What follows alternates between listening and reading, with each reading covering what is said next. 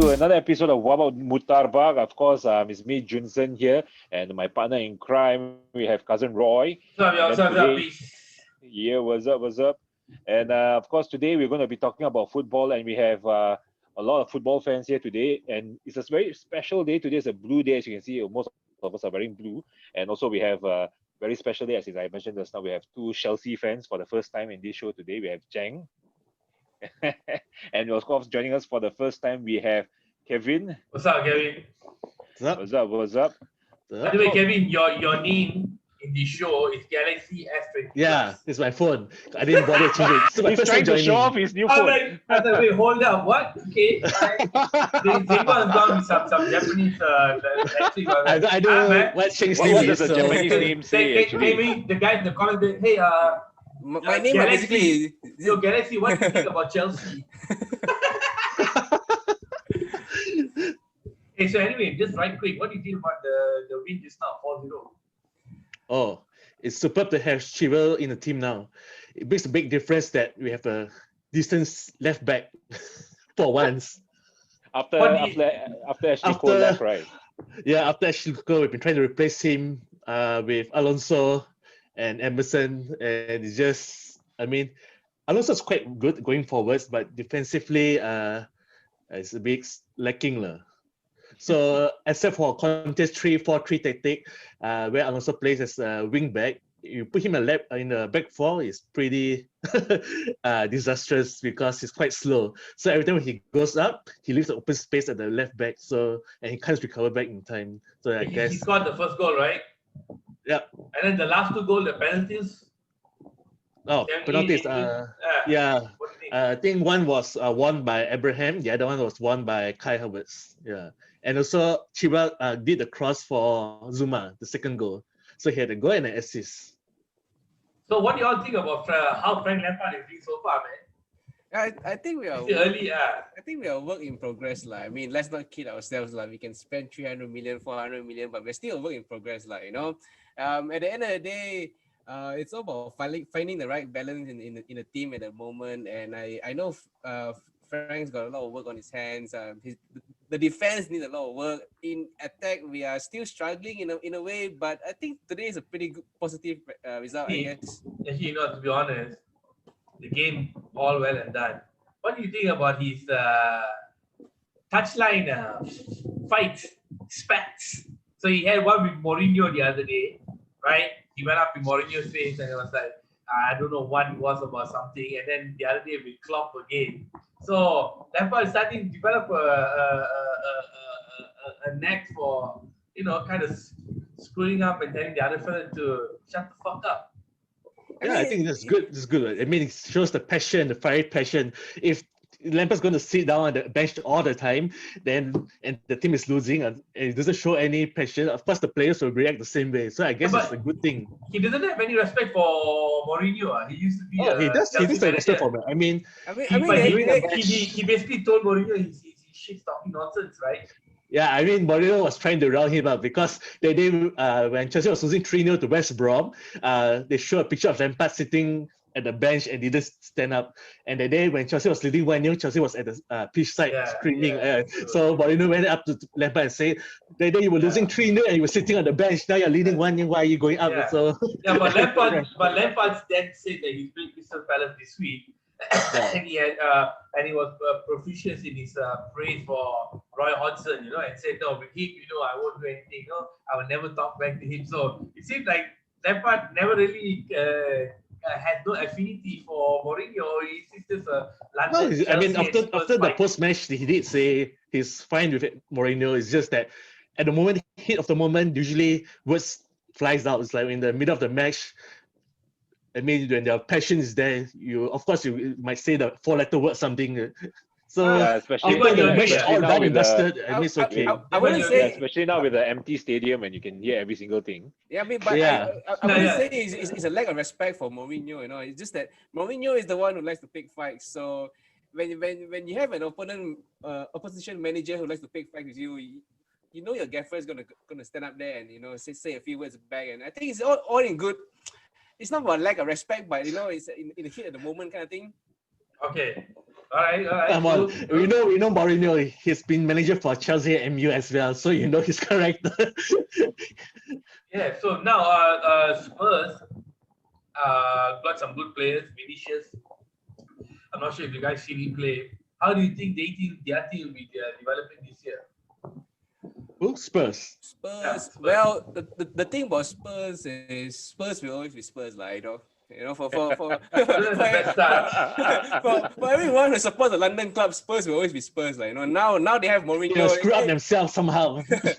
Yeah, Spurs will always be Spurs. They A lot of hate here. they'll play absolutely brilliant football one day, and then they will just blow up the next day. But having Mourinho in Spurs just kind of adds a bit more of a spice, to matches kind of thing. And I think Mourinho's been crying out for backup striker to Harry Kane. He has squad depth issues. Kane is the only out and out striker right now.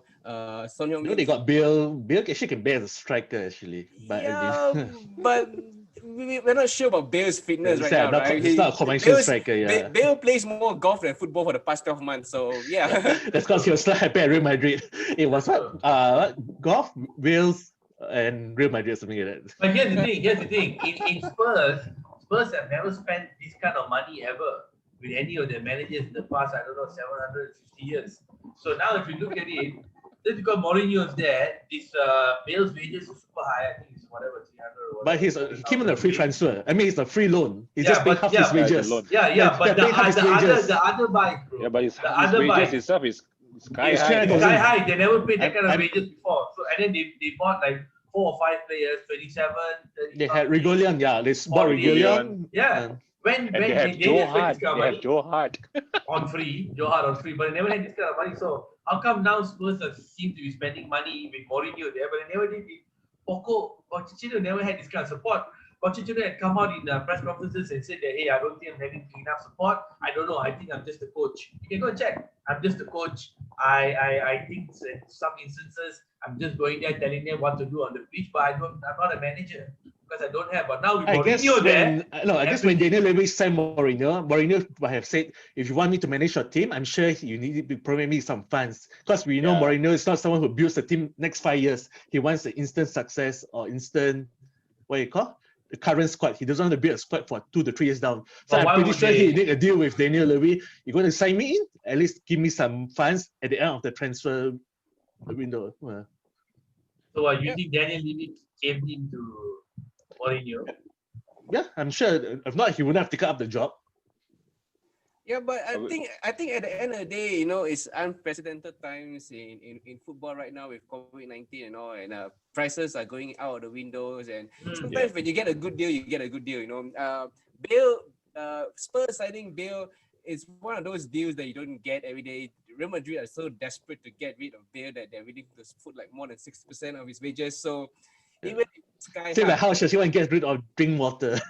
yeah, I mean, in situations like this, even if it's ridiculous money in normal times, it's a deal that you just really can't pass off, I guess. Well, I mean, MU if you look at, MU have to be fair, tested if you look at issues, Bale, when actually. he plays for Wales, he does pretty well. So I'm sure, I mean, if he's happy at Tottenham, he will do well for them as well. I think one more team that is looking to offload quite a few players is MU. Well, I'm not sure about MU trying to offload players, but I'm sure they're trying to sign somebody. Don't know whether they're going to sign What's anybody after though. Sancho? See, going after Sancho. That one is another mess that we're going to be. I just spoken to cousin Roy just now. That would be another story for another show, a full show dedicated just for that. So the thing is, but okay, looking back at the Premier League so far, which team do you think surprises you all the most so far this season? I would say Everton has done pretty well in the transfer market and in the early few games. I think prior to today's 4-0 defeat, Crystal Palace has been doing pretty well, and Wolves has been doing pretty well on the wrong side of the table. Yes. For me, it would be Leeds- Leicester. Leeds- For me, it would be Leicester. actually Because true. they lost Chilwell, and I didn't expect them to do so well. They actually trashed City 5-2 the other day. Mhm. And they're, I think, top of the table at the moment, aren't they? if Yeah, not I think mistaken. Charles Shed. Yeah. It's still Yeah. Liverpool, Leicester, Yeah, Everton. I think Everton, the three leading, teams, they're perfect. Everton Yeah, leading perfect. 1-0 now anyway. Yeah. By the way, yeah, but yeah. It's all the bloody blue color teams. Well, it's a blue day I after think that's all, the right? reason why I'm Blue wearing day. blue today, lah. Yeah. You're with Brighton, Holmes, and Albion, right? Yes. Yes, They gave a yes. good fight to MU that day, so I thought, pay them some respect. I wear some of their colors a little bit, lah. What do you all think about Liverpool, man? Do you think Liverpool can on current? I mean, they won all their games. They scored 9 Probably the only goals, thing but that they led 3, 4. the only thing that will stop 48. them is the COVID-19. Looks like Mane is down with the virus, so is Yeah. Thiago. So I guess Oh, really? the Yeah. only hope- Mane yeah, is down but- also. Mane is down, latest news, but Thiago, Yeah. So the only thing that will stop Liverpool Thiago is the anywhere. COVID-19 at the moment. But I won't put Thiago in this equation. He hasn't played anything. Yeah, Mane, yes. I think Liverpool has a very strong squad overall. They have a championship winning squad. They didn't lose too many players, too many key players. They still retain the core of the players. The only thing right now that will probably stop them from winning the title is whether the players lose their own motivation halfway down the road if results don't go their way, kind of thing. But looking on form right now, well, it's hard to say. It's hard to see Liverpool doing any worse than they're actually doing right now. I guess unless it's Virgil van Dijk gets injured, pretty much stable. As long as Virgil van Dijk is there, I think it gives them confidence at the back for the forwards to go play freely. Oh. So their next game is against Aston Villa. I think Liverpool are playing Aston Villa. I think on Monday. Yeah, And Ross after Barkley that- just signed for them. And then after that it's Everton. Then they go to Champions League game, Sheffield United. So basically, if they miss Mane for the next 2 weeks, the only big game they have is probably against Everton. So Yeah, because of the international break next week. Yeah, so I guess yeah. Yeah, actually, I wouldn't discount Aston Villa. Aston Villa seem to be doing pretty well for the So far, first right? season. Yeah. Yep. Weird. Let's see. They've what they last. But got they've some not played any big team yet. Yeah. Villa's got some pretty good players. They've done well in the transfer window. Grealish. So they might just pull off a shocker against Liverpool. Fingers I'm crossed. hoping so. Yeah. Barkley to The score 2 surprise- tonight. Yeah, the surprise team of last season, Sheffield United, I think they lost it. I mean, now they already lost 3 games in a row, and I don't know what's I going to think happen. But I think they played 2 games. they played 3 games, Three games, lost yeah. 3 games. The thing And they about- have not scored a single goal yet. But the thing about Sheffield United is they're not a goal scoring team. They're focused very much on a defensive end on the pitch, and a big part of the game revolved around the keeper, which they lost, and now they have a new keeper and all that. So they're trying to realign things, reset things on the pitch, and I don't think that if you don't score goals, you're gonna get yourself in trouble, kind of thing. So Sheffield United's got to find a way, but they just signed a Liverpool kid for about 25 million, so they got money to spend. Might spend a bit more, who knows? But they have only 3 days to spend. I think the transfer closed in 3 days. Now jumping to from one end of the spectrum to the other end, although from a previous spectrum it was on the top end. You know which team I'm talking about? No, you won't. Leeds. Leeds, 2 games, 2 wins. I don't know, man. Their next game is tomorrow against Manchester City. Right? So they beat Sheffield United 1-0. Okay, fine, not really don't see whatever. They beat Fulham 4-3 in the previous game. So they played a fellow relegation member, and then they played Sheffield United, which is pretty shit right now. Now, Man City, Zengon, how do you think they'll play against Man City? Man City is so lost badly. Yeah. Leeds have one of the best coaches in football right now. Marco Bielsa. It's really a massive coup that they got Bielsa in to manage for them. So, based on current form, if Leeds are to pull off a win, I wouldn't be that surprised actually. Yeah. You think they got the goods, Calvin? City, man. I mean, maybe one game blip. I mean, if City didn't lose to Leicester that day, I think Leeds might have a chance to pull off. But since they lost to Leicester that day, I think they're fired up for this game. So I don't think highly unlikely for them to beat City. So you mean City fired up after they because lost? they lost the day badly too. I'm pretty sure the players will want to prove their worth. So I don't think they will lose this time. What about Arsenal, man? How do you think Arsenal will play? They played 3 games or so. Forget about the EFL. The one that matter. No. They'll be there. They'll be there and about, like, you know.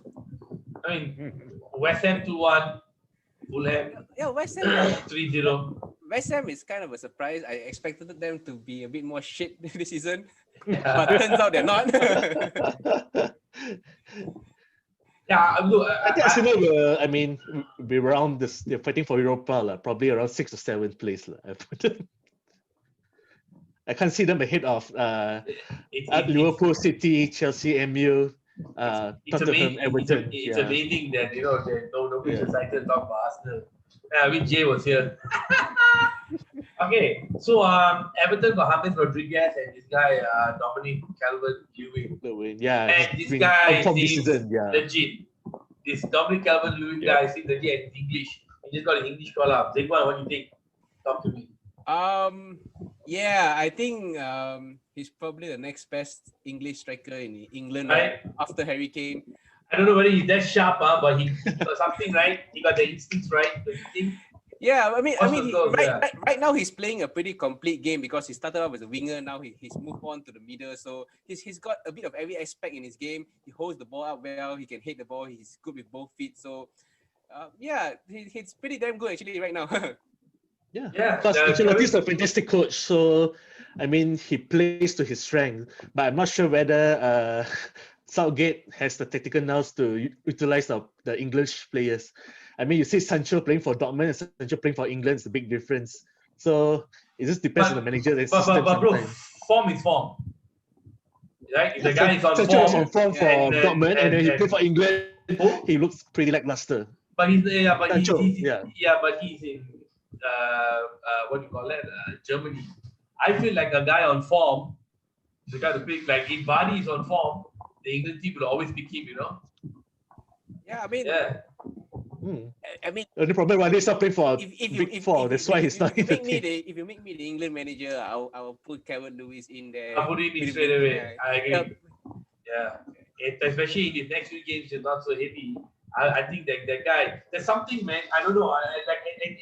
There's never been an English striker like Alan Shearer since Alan Shearer retired. Do you guys agree? I mean, there are a lot of false dawn out there. Yes, guys who don't really last. Like even Andy Cole was great for Mendy for England. He was terrible. Even though England didn't play very well in the international team, but Shearer was there. But he's a Heskey? Is it Emre Heskey the second greatest striker of all time? If I could reach over, I'll give you a slap right now. Damn. Okay. Harry Kane wasn't that bad. Harry Kane was legit, and Rooney was the other one. I thought who were good defenders. Good strikers. I think you made your point. Good defenders. But a real out and out striker for me was like Vardy, maybe Kane. But now with this guy coming, he got kind of nothing to lose. I think he's the real deal, man. Yeah, but the thing about strikers like Shearer is the old style striker, where's the poacher. Nowadays, the striker has to do many other things like bring the ball, bring to the play, drive the ball, and they need speed. So I think the game has evolved. So the striker's role is not just to, But Calvert-Lewin got no speed. He has speed. Calvert-Lewin got no speed. That's why I say now that's why the current English striker. So hang on. Robert Lewandowski is still an out and out striker. He can do all those things you say. Yeah, but the thing about Lewandowski is he has full of speed, speedy fellas around him. So that's why they have a tall, strong target man in front. I think it's the reason Kane is useful also for England because we have Sterling on the left, then we have like Rashford, Sancho on the wings. So you have a lot of speedy players. So sometimes you want a strong target man to hold the ball to bring the players into play. What you want to say now? No, I think the thing about the England team right now is that if you look at the England team on paper, they have enough talent to be the world's best team. Again, you are comparing same thing when we compare with the golden balls, golden generation, golden balls generation. My God! But the thing about the England team right now is that I feel that tactically they are not playing to their strengths. Is what I feel. Agreed.